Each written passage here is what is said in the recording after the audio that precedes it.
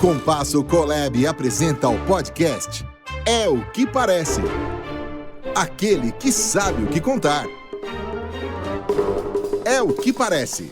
Apresentação: José Francisco Queiroz e Antoninho Rossini.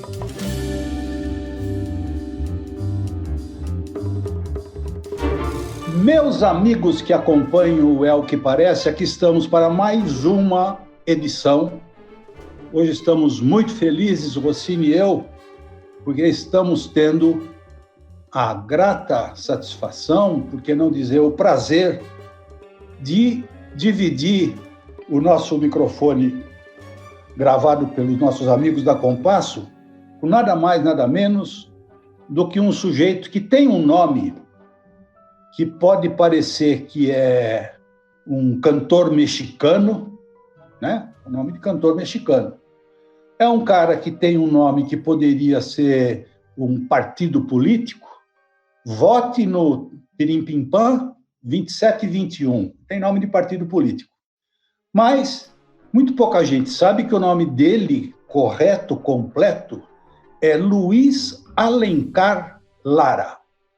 Ele não usa o Alencar, vira, além da pessoa famosíssima que é, um nome que poderia ser mesmo de um cancioneiro mexicano ou pertencente a algum partido político. Com certeza seria um senador, pela competência, a verve e a maneira como ele se apresenta. Luiz Lara, um prazer enorme, Rossini e eu, estarmos recebendo você nesse bate-papo do É o que Parece. Muitíssimo obrigado, meus queridos amigos Zé Francisco Queiroz e Rossini. É um privilégio estar aqui com vocês. Como diria Vinícius de Moraes, a gente se reconhece nos nossos amigos. E estar com vocês, que são meus amigos e companheiros no Clube do 100, que, como bem diz o Armando Ferrentini, que já esteve no É o que Parece, conta a história da publicidade, conta a história da nossa indústria da comunicação, por quem fez essas histórias. Até um livro já saiu, né, Zé Francisco, sobre a história e muitas histórias dos publicitários do Clube do 100, mas estar aqui nesse É o que Parece, depois de Armando Ferrentini e Zé Carlos Salles Neto, que também ajudaram a contar a história da nossa publicidade, é um grande orgulho, é um grande prazer. Rossini, eu queria fazer um comentário, sair um pouco da pauta, porque esse resumo da app que nós temos acompanhado toda semana, de fato é um produto muito bom. Acho que a publicidade tem sabido usar adequadamente todas essas novas plataformas de comunicação e a app achou um caminho fantástico, um trabalho brilhante, que é toda semana divulgar o que está acontecendo de mais importante com notícias, com acesso a sites sobre a publicidade brasileira. Uma contribuição enorme que a app está dando. Esse resumo da app vale a pena ser conhecido. Bom, Lara, eu gostaria de começar com você lembrando de áureos tempos, quando você começou lá atrás, 30, 40 anos, eventualmente, trabalhando com o Dória, que hoje é o nosso governador. Eu me lembro da sua dedicação, do seu cuidado sacerdotal em fazer com que todo o trabalho recebesse a devida divulgação. E eu era o editor do Propaganda e Marketing, antigamente Asterisco. Me lembro que você chegava lá sempre com muita vontade e muita garra. Você não perdeu nada disso, pelo contrário. Tanto é que aumentou de tal maneira que hoje é o que você é. Uma pessoa absolutamente festejada, respeitada e até, de certo modo, adorada pelo mercado publicitário. Me conta um pouquinho lá atrás de como você começou. Você aspirava, almejava chegar onde você chegou? Olha, Rossini, a gente nunca sabe onde a gente vai chegar. A vida nos leva para caminhos que são sempre fascinantes, né? Mas você agora me fez lembrar uma frase do Zé Saramago, né? A gente habita um lugar físico, mas é habitado por uma memória afetiva. E quando você fala lá de trás, eu me lembro do Colégio Rio Branco, quando eu tinha 12, 13 anos de idade, e fui colega de classe do Raul Dória, irmão do hoje governador do estado, João Dória, que o Raul, além de ser um grande amigo até hoje, eu, na época, já gostava de falar bastante. Eu vim de uma família tradicional e meu pai falava, bom, fala bem, escreve bem, vai ser advogado. E eu tinha na cabeça que eu ia ser advogado, mas eu era, desde criança, louco por mídia. Eu tenho uns contraparentes, eu tenho uns primos que são do Estadão. E eu cresci com essa coisa de ir para a escola junto com esses primos, e meu pai sempre foi muito ligado ao jornal Estado de São Paulo, e eu cresci ouvindo as histórias do Estadão, com os meus tios lá do Estadão em casa. Eu adorava mídia, adorava ler jornal, adorava ver televisão. Não tinha internet na época, então eu, São Paulino fanático, Rossini, assistia às mesas redondas na TV Tupi, e para você ter uma ideia, eu era tão chato que eu me dei o trabalho de descobrir na lista telefônica o telefone da casa do Geraldo Bretas, e terminava o programa, como hoje as pessoas têm a tecnologia para interagir, produzir, receber conteúdo, eu ligava na casa do Geraldo Bretas, ele tinha paciência de atender um fedelho de 12, 13 anos e discutia futebol comigo. Nisso, eu acabei estudando no Rio Branco, quando o Raul Dória me apresentou o pai, o velho e querido João Dória, e o irmão, o João Dória, que já trabalhava na TV Tupi, já tinha 17 anos de idade, era diretor de comunicação da TV Tupi, já usava terno e gravata, já era impecável das 7 da manhã à meia-noite, e o Raul me apresentou a indústria da publicidade, que eu conhecia como mídia. Eu adorava ver TV, adorava ouvir rádio, adorava consumir revista, mas eu não sabia o que era a indústria da publicidade.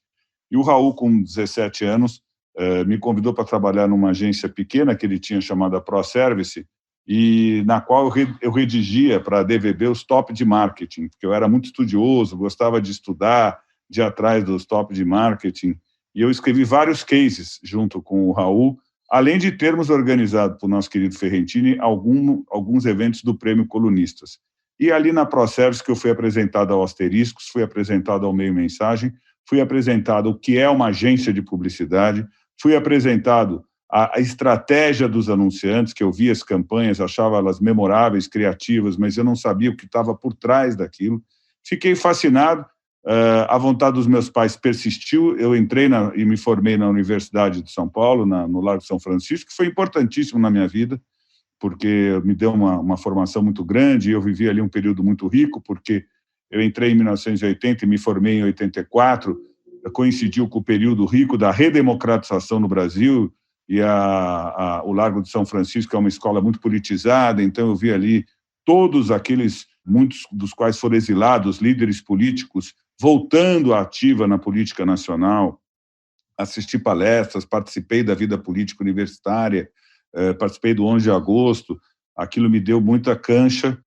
Mesmo estudando Direito, e eu mudei logo para a noite, no segundo ano da faculdade, eu já trabalhava com publicidade. Tive o privilégio de trabalhar, começar com o Raul na ProService, depois de, graças ao meu padrinho na profissão, Alex Pericinoto, conhecer a Almap, mas logo aconteceu a virada na política brasileira, e o Montoro foi eleito governador do estado de São Paulo em 1983, e o João Dória foi indicado para ser presidente da Paulistur, época que você e o Zé Francisco Queiroz lembravam muito bem. E em 84 ele me convidou para trabalhar na Paulistur, onde eu acabei me tornando, em 85, com apenas 22, 23 anos de idade, vice-presidente de marketing. E, na época, o João Dória montou uma equipe fabulosa, o Celso Grelejo, o Zé Roberto Maluf, que hoje preside a Fundação Padre Anchieta, o Edson Dezen, que infelizmente não está mais entre nós, o Eduardo Culturato, Júlio Anguita, Rosana Beni. Ele formou um time, Stella Rubio, James Rubio, ele formou um time espetacular de talentos, Mônica Mauad, Márcia McCoy, Norma Alcântara, Ana Regina Bicudo. Enfim, o João sempre foi um líder. E ele dava muita liberdade para aqueles jovens que o então prefeito Mário Covas chamava de os menudos da Paulistur. E ele inovou porque não tinha recurso público, não tinha orçamento, e ele foi buscar na iniciativa privada parceiros para viabilizar projetos de turismo e lazer na cidade de São Paulo. Daí nasceu a Praça Doce, patrocinada pela Açúcar União na Praça da República, nasceu a Praça da Batucada, patrocinada pela Milharina Cocker, nasceram as ruas de lazer musical, Rua do Samba, Rua do Choro, Rua do Pagode, patrocinadas pela IBM, o projeto das orquestras sinfônicas no Parque do Ibirapuera, a corrida de garçons patrocinada pela Ginomoto, a corrida de cães patrocinada pela Purina. Você anotou tudo isso, né, Lara, para falar, né? Todo final de semana, não anotei nada, está aqui na memória, todo final de semana tinha eventos em São Paulo oferecendo lazer gratuito para a população, financiado pela iniciativa privada, além de organizar o Carnaval de São Paulo, além de ter criado o Passaporte de São Paulo para resolver o problema da ocupação de São Paulo no final de semana, que São Paulo é uma cidade vocacionada para o turismo de negócios, então, sexta, sábado e domingo os hotéis ficavam vazios, e, no entanto, vir a São Paulo até hoje é como ir a Manhattan, na América Latina, então você tem uma vida cultural, gastronômica, e nós fizemos uma série de descontos com o Passaporte de São Paulo, permitindo que um casal viesse para São Paulo, ou uma família viesse para São Paulo, de outros estados, ou mesmo do interior do nosso estado, para conhecer São Paulo e explorar toda a diversidade e experiências que a nossa cidade oferece. A experiência na Paulistur foi tão positiva, saindo da Paulistur, o João Dória acabou sendo convidado, ele tinha então apenas 26 anos, eu já tinha 23, nós estamos diferentes de 4 anos, basicamente, para ser presidente da Embratur. Eu tive o privilégio de acompanhá-lo como diretor de marketing, mas eu só fiquei 1 ano e meio em 86 e 87, também tivemos a oportunidade de fazer campanhas publicitárias nos principais mercados emissores de turismo para o Brasil, que foi o caso dos Estados Unidos, que foi o caso aqui da Argentina, país vizinho, que foi o caso da Alemanha, França e Inglaterra, abrir o mercado asiático, mandando turistas para o Brasil, fazer várias campanhas de incentivo ao turismo interno, fizemos pioneiramente uma campanha de turismo ecológico, lançamos o Passaporte Brasil para ativar o turismo doméstico, e 1 ano e meio depois eu queria voltar para São Paulo e voltar para a iniciativa privada. Foi quando eu devo muito ao Alex Pericinoto e ao José Alcântara Machado, porque com apenas 25 anos eles me deram a oportunidade de ser sócio da Almap Promoções. E surgiu a minha primeira agência de marketing promocional, a minha primeira agência da minha vida, na qual fui sócio, junto com o Eduardo Culturato, Zé Alcântara Machado e Alex Pericinoto, e nós cuidávamos da Copa Danap para a Danone, que era um grande torneio de futebol de salão, apresentado e idealizado pelo Vanderlei Nogueira, da Rádio Jovem Pan. A gente realizava o torneio Que Bom de natação, onde surgiram vários talentos da natação olímpica brasileira, fizemos várias promoções para a Volkswagen, para a Sharp, para a PepsiCo, para a Pepsi. Foi um período muito rico. Aí a Almap Promoções cresceu, e em 1989, quando o João Dória, em 88, se desligou da Embratur, nós acabamos nos associando e transformamos a então Almap Promoções numa agência de publicidade. Fizemos um acordo com o José Alcântara Machado e o Alex, que na época venderam a Almap para a BBDO, então eles não tinham tanto interesse em continuar com a Almap Promoções, e nós compramos e criamos a Dória Lara Stalimir, com o brilhante criativo redator gaúcho Stalimir Vieira, que nos ajudou a criar uma série de campanhas para diversos clientes. Era uma boutique criativa, uma agência que cresceu e foi muito bem, até 1992, quando o João Dória já queria só esse voo para lançar o programa de televisão dele, o Sucesso, no qual ele entrevistava personalidades mundiais, iniciava já empiricamente o lead, porque ele já estava querendo fazer eventos empresariais. O João, que era um craque na articulação, na network e no conteúdo para discutir temas candentes do Brasil nesses eventos, e ele queria já voar para essas iniciativas, preferiu sair da sociedade, e a Lara Stalimir continuou em 91 e 92,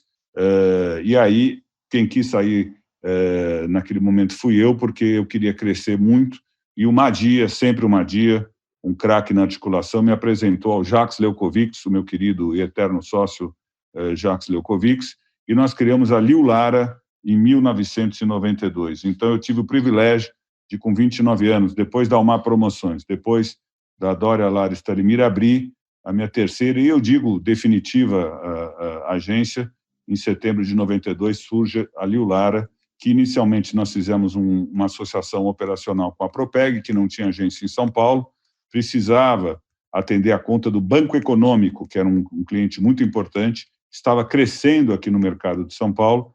Então nós não éramos sócios da Propeg, mas a Propeg era associada operacional nossa nessa empreitada, e até que o Banco Econômico foi vendido em 94 para o BBVA, primeiro o Excel, depois o BBVA, e aí nós desfizemos essa parceria com a Propeg e continuamos como Liu Lara, que existe até hoje. Em 2007 ela se tornou Liu Lara TBWA, nós nos associamos à TBWA, e a agência vem crescendo e sempre gerando talentos, já que tínhamos um princípio, vamos criar um ambiente em que as pessoas que entrem aqui saiam melhor do que entraram, e em que as marcas que entrem aqui saiam melhor do que entraram. Cresçam. A gente tem que gerar valor para a marca. Esse é o papel da nossa indústria, né, Rossini e Zé? Lara, você, quando falou da TBWA, você deu um salto na história. Pelo seguinte, porque a TBWA já operava no Brasil junto com a Grotera. E me parecia que aquele casamento não estava perfeito. Até por causa do meu relacionamento com o próprio Luiz Grotera, eu percebia no dia a dia, quando a gente se encontrava em almoços, e às vezes até em reunião mesmo, para desabafos, buscas de solução, que aquela sociedade não vingaria. E quando surgiu essa possibilidade de se aproximar de vocês, a TBWA, eu, sinceramente, porque eu vivia vivamente esse mercado, achava que não daria certo. E a minha opinião é que só deu certo porque encontrou-se lá do outro lado um Luiz Lara que soube suportar todas as pressões, porque a TBWA estava perdidaça no Brasil, e você foi o camarada que, na minha opinião, fez um rearranjo criando o império que você tem hoje. Estou errado? Estou puxando seu saco? Não, nós somos amigos, não precisa... Primeiro, a TBWA vinha bem com o Grotera. Com o meu amigo Luiz Grotera, com o meu amigo Ricardo Ramos, eles tinham feito e vinham fazendo um bom trabalho. Eles queriam crescer mais no Brasil. E eu lembro que a campanha da Nissan, por exemplo, criada pela Grotera TBWA, era uma campanha muito boa. E o namoro com a TBWA, Rossini e Zé Francisco, demorou muito. O Jean-Marie Dru, que é o criador do Disruption, como uma metodologia, ele criou o Disruption em 92 e é o chairman global da rede, até hoje, um publicitário francês maravilhoso, extremamente criativo. Ele sempre nos visitou desde 2000 e falava: eu estou feliz com o Grotera, mas eu quero me associar a vocês, eu quero estar perto de vocês, vamos fazer juntos. E eu, já que tínhamos muito medo de perder a nossa independência, o Lara ia bem, obrigado. Nós começando ali em 92, nós começamos pequenos, basicamente com 3 clientes. Nós começamos, veja só, promovendo Aruba como destino turístico para os brasileiros, com a campanha que ficou famosa e virou bordão Aruba é do Caribe, porque para localizar Aruba, nós criamos o Aruba é do Caribe com duplo sentido. Nós também atendíamos ali na Lara no começo, Vicky Bold, para quem o Jacques Leukovics, um famoso criador de bordões, grande criativo e amigo, criou o Pão, Pão, Pão, Pão, para Vicky Bold. Atendimos o Lingerie Lovable, e nós fomos crescendo. Em 95 entrou a Skin. Eu me lembro literalmente que, na falta, né, Rossini, da gente ter grandes clientes, a gente foi criar clientes. E a Skin Cariol já tinha 6% de participação no mercado, mas não investia em comunicação. E nós convencemos o então seu Nelson Skin Cariol a investir em comunicação. Eu me lembro muito bem que a comparação que ele fez do investimento numa campanha publicitária era de uma fábrica nova. Ele falou: vocês vão ter que me trazer resultados suficientes e criar valor para a minha marca, para melhorar minha margem de preço, minha contribuição, né? Porque a publicidade existe para criar uma percepção de valor maior que o da etiqueta de preço do produto ou do serviço, e vocês vão ter que fazer isso porque vocês estão tomando uma fábrica. E nós fizemos, e a Skin, primeiro a Skin Cariol virou Skin, pra você ter uma ideia, de 95 a 2002, nós chegamos até a 14% de market share quando nós deixamos de atender esse cliente. Depois da Skin Cariol veio a Nokia, que era uma marca de celular completamente desconhecida no Brasil, a ponto das pessoas dizerem Nokia. E aí a gente conseguiu fazer não só a imagem da marca Nokia no Brasil, como ela se tornou líder absoluto de mercado, com campanhas memoráveis com o Pelé, com o Rubinho Barrichello, com o Jô Soares, com Luana Piovani, com o Rodrigo Santoro. Hoje, nós temos o privilégio de, no grupo TBWA, ter a Media Arts Lab, que atende a Apple, que é coordenada por nós aqui no Brasil, de uma forma totalmente autônoma e independente. Mas, na época, a Nokia era a grande marca de celular que todos tinham, todo mundo só fala nele, era o grande conceito de Nokia. Aí chegou a marca da Natura, que foi um divisor de águas importante na nossa vida. Nós tivemos o privilégio de trabalhar o conceito bem, estar bem, nós tivemos o privilégio de fazer uma parceria com a Timos, do Ricardo Guimarães, e atendemos pessoalmente ainda o Luiz Seabra, o Guilherme Leal e o Pedro Passos.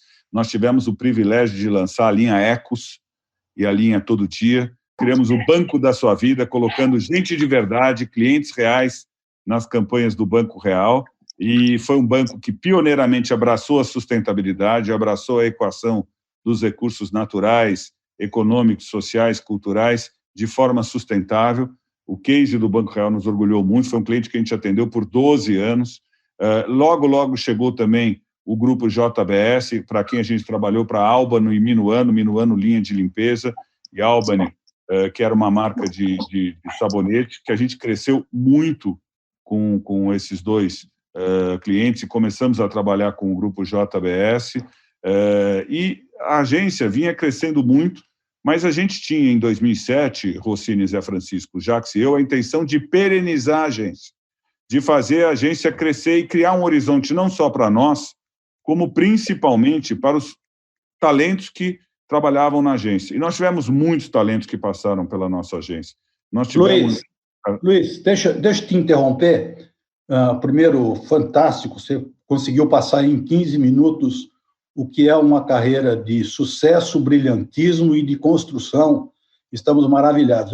Eu queria propor apenas voltar 2 páginas do que você falou, que eu vou te contar uma história que é desta época, um pouco antes aí, do final dos anos 90, que ela é muito peculiar, porque envolve muito a pessoa que você falou, que é o João Doria, e eu.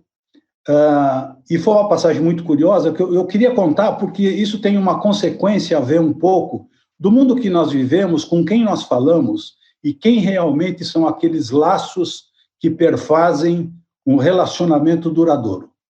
Eu, na época, era sócio e dirigente da Norton, e o João Doria estourou com o programa dele de entrevistas, me foge o nome do programa agora. Sucesso. Isso.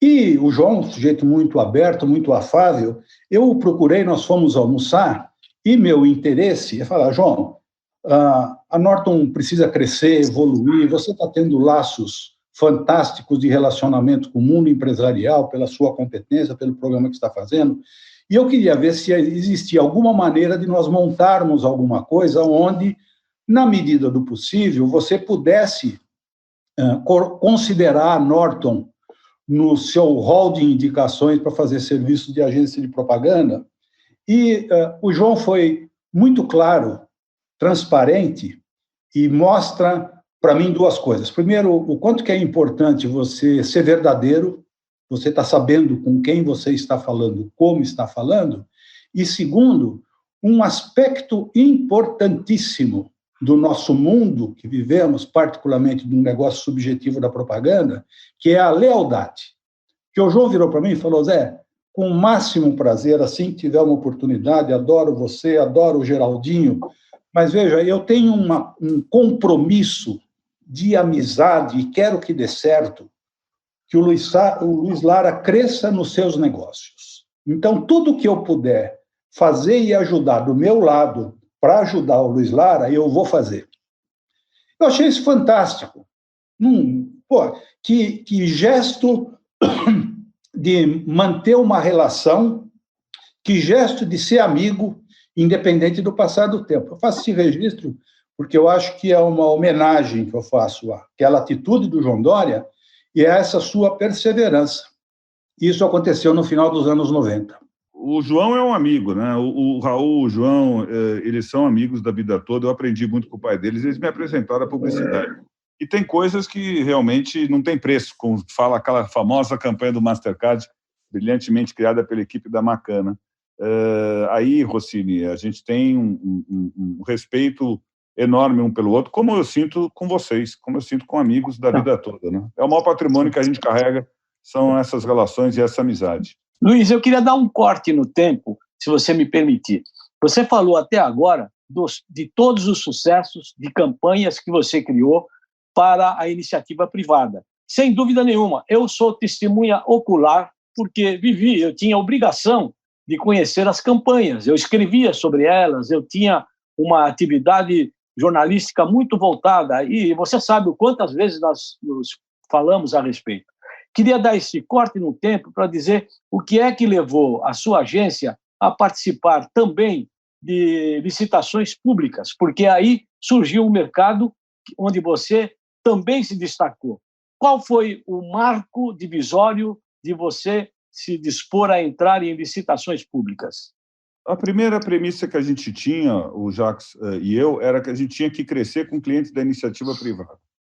Quando a gente ficou grande como agência, a gente chegou a ser a segunda maior agência no ranking, em 2003, 2004, a gente resolveu, então, que a gente poderia atender clientes públicos desde que tivessem vocacionados. E a gente sempre preferiu, basicamente, empresas de economia mista, empresas de participação indireta da administração pública. Hoje, por exemplo, a Liu Lara TBWA tem o privilégio de atender clientes como Nissan, como M. Dias Branco, como Camil, como PepsiCo com H2O e Gatorade, como Swift, dentre muitos outros, ruim citar, porque a gente sempre acaba deixando de citar um Moment, deixando de citar um Sebrae, mas especificamente como empresas de economia mista, a gente atende ao Banco do Brasil, que tem uma gestão muito autônoma e muito independente no seu marketing, e a gente tem muito orgulho de trabalhar para o Banco do Brasil e desenvolver campanhas como essa que está nesse momento no ar para o Orocard, e a gente atende a Sabesp, que é uma empresa com uma governança exemplar e que agora, com o marco do saneamento recém-votado no Congresso, tem uma enorme chance de crescer em todo o Brasil, fornece água e cuida da água de 370 municípios aqui do estado de São Paulo, e é uma empresa que pertence 50,5% ao governo do estado de São Paulo. Nós atendemos desde 2008 e tem participação na Bolsa de Valores de São Paulo e ações listadas na Bolsa de Nova York. Então, a gente gosta, sim, de atender comunicação pública, a gente acha que é um bom termômetro para a agência, para usar de forma muito exponencializada os recursos dessas empresas para poder se conectar com milhões de pessoas e prestar serviço, prestar informação e, mais do que tudo, hoje com a tecnologia, colocar essas marcas, porque hoje a marca é mídia, como curadoras, porque, na verdade, um Banco do Brasil, uma Sabesp, ela conversa com as pessoas. E nós tivemos também a oportunidade de desenvolver campanhas também para a Secretaria de Comunicação do Governo Federal, no período 2002-2005, e do Governo do Estado de São Paulo. Foram experiências muito positivas. Nós tivemos a oportunidade de participar de uma campanha, que foi um movimento que até nós falamos há pouco do Otávio Floresbolli, nos ajudou muito, que a gente fez voluntariamente, uma campanha de mobilização pública que foi o melhor do Brasil brasileiro, que era uma campanha mostrando a capacidade de superação e de trabalho do povo brasileiro a despeito de tudo. De novo, em plena Covid, nós estamos vendo essa disposição do brasileiro de, a despeito de tudo, seguir adiante e lutar. Então, nós estamos, hoje, 80% do faturamento da agência é advindo da iniciativa privada, mas nós gostamos, sim, da comunicação pública, desde que ela seja muito bem feita, e para marcas de empresa que tem que ter uma comunicação transparente e conectada com a população, ou até que disputam o mercado, como é o caso do Banco do Brasil. Eu acho, Rossini e Zé Francisco, que nenhuma empresa, seja privada, seja pública, pode prescindir do tom de voz. A comunicação é essencial, e principalmente agora, no período de crise, onde você não esquece quem está do seu lado, onde a marca que tiver empatia, a marca que tiver parceira do consumidor, a marca que tiver dando assistência ao consumidor e a marca que saiba que hoje é mídia, porque a marca produz conteúdo, a marca realmente está presente 24/7, e nós hoje temos 60% do faturamento do Grupo TBWA no Brasil, do qual sou chairman, cuidando da Liu Lara TBWA, comandado pela Márcia Esteves, cuidando da ID, comandada pela Camila Costa, e do Media Arts Lab, comandado pelo Chico Coutinho. Nós temos o privilégio de poder ter 60% do nosso faturamento hoje praticamente digital. Digital com portais como do Estado, da Folha, digital com a Globo, digital com a Record, com o SBT, e digital com o Google, com o Facebook, com o Twitter, com o YouTube, com o Google Search, porque o que importa hoje é colocar as marcas na conversa, de uma forma pertinente, adequada, criativa, porque ninguém acorda de manhã para ver propaganda.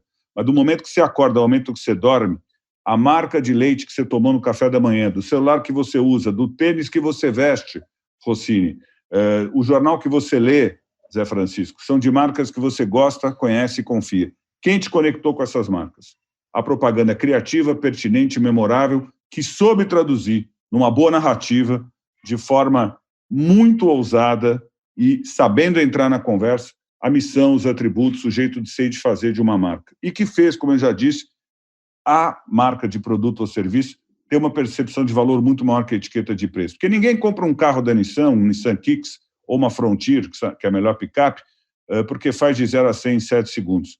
Compra porque tem um atributo forte, mas compra porque se conecta emocionalmente com essa marca. As nossas decisões de consumo são emocionais. Agora, na pandemia, claro que o consumo caiu, mas ninguém deixou de sonhar. O desejo continua latente. E muitas marcas, como a Magazine Luiza, num trabalho brilhante de comunicação liderado pelo Frederico Trajano, eu sei que o Nizam deu uma contribuição nesse trabalho, o Luciano Huck é o garoto propaganda, e não é um trabalho nosso, mas Deus me poupou o sentimento da inveja, e pelo contrário, quando eu vejo um trabalho desse, eu vejo que a Magalu soube estar presente na crise e até fez uma parceria com o Sebrae, permitindo ao pequeno e ao microempresário que use o marketplace da Magalu para poder manter o seu pequeno e médio negócio funcionando e saber vender serviço digital, faturar, emitir nota. Então, esse é um papel social que o Magalu soube cumprir.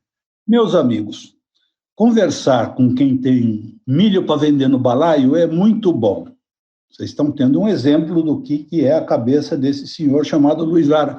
Agora, o que é inusitado, vocês vão concordar comigo, eu tinha aqui na minha pauta para falar, vou falar do passado, depois vou falar do presente. Ele é tão brilhante que, sem eu perguntar, ele já puxou o assunto para o presente, que é o que interessa. É ver o que está acontecendo e o que vem pela frente. Agora, dentro desse do presente, Luiz, queria mudar um foco um pouco, ouvir tua opinião, porque eu sei que você tem uma opinião formada sobre isso. Como é que fica e ficará esta coisa da transmissão de notícia e informação das pessoas que geram informação a par daquilo que nós estamos falando do negócio da propaganda, mas que acabam interferindo, de alguma maneira, no comportamento das pessoas? Isso que hoje nós temos a comunicação no digital, que vai desde o jornalismo bem feito, a fake news e a geração de ideias, opiniões, inclusive sobre consumo e produtos. Como é que você vê isso? Olha, primeiro que a democratização trazida pela internet permite que todos nós possamos emitir opinião sobre tudo e todo mundo é uma mídia ambulante. Você é o meio, é a mensagem e você, Zé Francisco Queiroz, é uma mídia. As pessoas viraram mídia, as pessoas viraram marcas. Segundo, que eu sempre olho para trás. E olhando para trás, eu sempre falo do ciclo da vida. Zé Francisco e Rossini, nenhum de nós pediu para sair da barriga da mamãe. Nós estávamos felizes lá dentro. Mas após 9 meses, nós tivemos que deixar a barriga da mamãe e saímos chorando e berrando. E o que nós buscamos desde o momento 1 da nossa vida? Acolhimento. Você, Zé Francisco, você, Rossini, que quiseram ser acolhidos pela sua mãe. Depois, a partir de 1 mês, vocês começaram a reconhecer o seu pai. Aí vocês, reconhecidos pelo pai e pela mãe, quiseram ser reconhecidos pelo irmãozinho ou pela irmãzinha. Depois pelo colega de rua, depois pelo vizinho, depois pelos amigos do Clube do 100, depois pelos seus colegas da escola, os colegas de trabalho, os colegas de clube. Zé Francisco e eu temos o privilégio de sermos São Paulinos, que nos coloca num patamar soberano, eu diria, perante o Rossini. Mas isso por faz causa que eu sou corintiano, só por causa disso. É veneno, hein? É privilégio. Ser São Paulino é privilégio. É um patamar soberano, eu diria, com todo respeito aos meus queridos amigos e irmãos corintianos. Mas o fato é que o acolhimento é algo que a gente busca a vida inteira, do berço ao túmulo. Tem uma hora, Rossini, que não basta mais ser acolhido. Eu quero pertencer a um grupo. Eu quero exercer o pertencimento. Então, quando eu estou lá no Clube do 100, eu pertenço àquele grupo, faço parte. Então, a tecnologia permitiu que o ciclo do acolhimento e do pertencimento fosse acelerado com esses grupos de WhatsApp. E tem uma hora que só o acolhimento e o pertencimento não basta, a gente quer também ser reconhecido, né? Como eu já disse aqui, a frase do Vinícius, eu me reconheço nos meus amigos. Então, o Zé Francisco quer ser acolhido num grupo de amigos, ele quer pertencer a esse grupo de amigos, que ele adota códigos de comportamento, hábitos, ele se identifica com aquele grupo, e ele quer ser reconhecido como um cara bacana, um profissional que tem a história que ele tem na indústria da comunicação no Brasil. Então, acolhimento, pertencimento e reconhecimento. É o ciclo da vida que todos nós, seres humanos, buscamos nas nossas famílias, nos nossos amigos, no trabalho, em tudo aquilo que fazemos, na energia que nós colocamos, desde o berço até o túmulo. E a tecnologia acelerou muito isso, Zé Francisco. E isso deu uma influência muito grande na chamada indústria da mídia. Porque nós não somos mais receptores, e o Rossini, como brilhante jornalista que sempre foi e é, e escritor, sabe que nós não somos mais meros receptadores de conteúdo, que recebemos passivamente conteúdo o dia todo. Eu queria te explorar um pouco mais nisso. Nós já estamos aqui com mais de 30 minutos desse papo gostoso, passa rápido quando é bom, e eu queria dar uma interrompida aqui para deixar no ar que nós vamos continuar falando, e acho que é importante ouvir o teu conhecimento, aquilo que você acha do que nós estamos falando, da comunicação de hoje, seja das pessoas e daquilo que ela gera e esses compromissos que essas pessoas passaram a ter, a serem divulgadores, né, também. Eu acho que isso a gente pode deixar para um segundo tempo do nosso programa. Você concorda, Rossini? Não só concordo, como exijo que isso ocorra, porém, antes, pedir a frase do dia. A frase do dia. A frase do dia tem a ver com toda essa história do Luiz Lara e que eu me permito copiar porque ela foi criada pelo nosso companheiro Elcio Vieira, que diz o seguinte sobre esforço. Eu acho que é onde está todo o trabalho que o Luiz Lara e a equipe implantaram durante tanto tempo. A tradução de esforço é a seguinte: camisa suada veste melhor que camisa nova. Deu para entender? Gostei muito. Claramente. É isso aí. Acho que o Luiz Lara usa bastante uma camisa suada. Então, amigos, paramos por aqui. Vamos ter um segundo tempo de Luiz Lara, desse jogo fantástico em que ele e o São Paulo tramitam e transitam pelas coisas boas da publicidade e do futebol. Até logo mais. É o que parece. Aquele que sabe o que contar. Apresentação: José Francisco Queiroz e Antoninho Rossini. É o que parece. Realização: Compasso Colab.